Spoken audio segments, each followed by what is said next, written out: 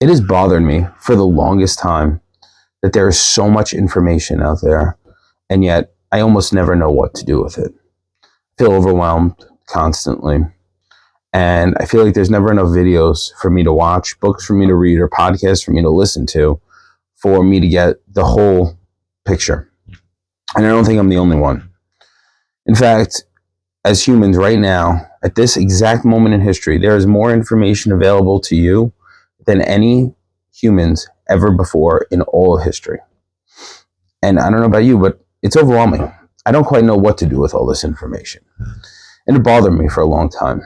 And I got to thinking, what the hell do I do with it? How do I not be overwhelmed? And finally, it dawned on me that you really have to look at it in terms of 3 levels. And when you start to look at it in terms of those 3 levels, things start to make sense. You can kind of process it a little bit better. At least I can. Maybe this will help me, maybe it won't. But you ever listen, let me tell you. So there are 3 levels of information. The first is just information. The second is knowledge. The third is wisdom. The way I break it down, or the way I look at it, is information is just that. It's the information. It's the YouTube video. It's the books behind me. It's all the things that are out there. Basically, it's just potential. You can go, you can listen, you can do anything you want with it. The second is knowledge. Knowledge is not only maybe listening to that or reading it, but kind of internalizing it to some degree, understanding it. Being able to say, yeah, I've read that and I understand it, which is good. But it's really the third one where the difference is really made, and that's in wisdom. That's in internalizing it to a whole nother degree. That's a level of mastery. That's getting it to such a point where you know when to use it and when not to use it. And I'll give you an example in my own life. When I first started doing trials, I was doing a bench trial in front of a nice judge, and I was reading off of a sheet of questions. I was really nervous. I didn't know what I was doing, but I was going for it anyway. And I'm reading off the questions. I'm not really listening to the answers as attentively because I'm so nervous. And finally, the judge stops me and she goes, "What was your last question, counselor?" And I look up in a panic, and I'm like a deer in headlights. And I can't remember. I can barely speak at this point. And finally, I look down, I look up again, I look down, I look up again, and I go, "Your Honor, I don't know." And she took her glasses off and she started laughing. She goes, "Counselor, it's okay. We're going to get through this." In a lot of ways, that example is just like information. You're going to get through it, but it's just that you don't know what you're doing. You don't know what to make of it, like I was. The second level is knowledge.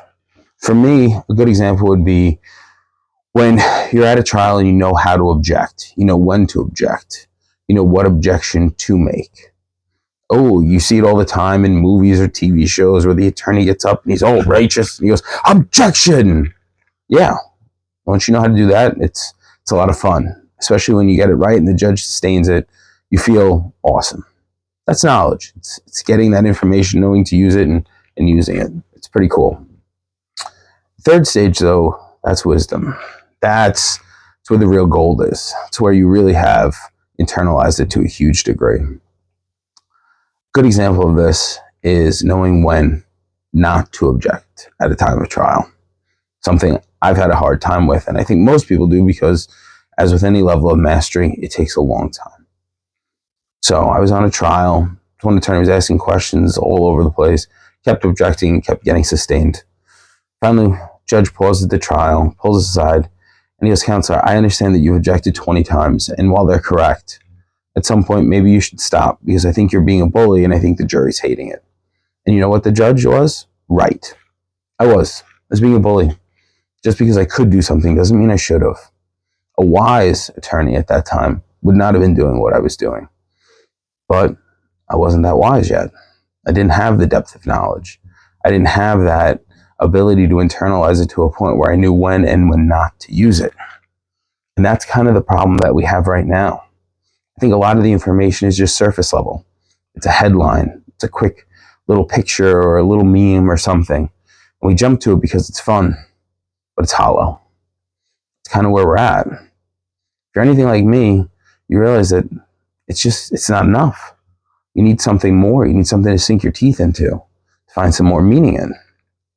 And that's where knowledge and wisdom come into play. And what I've done is I've spent a lot of time lately finding those pieces of wisdom and things that I find meaning in. And you have to spend the time going through the information to gain the knowledge to see where you want to get the wisdom.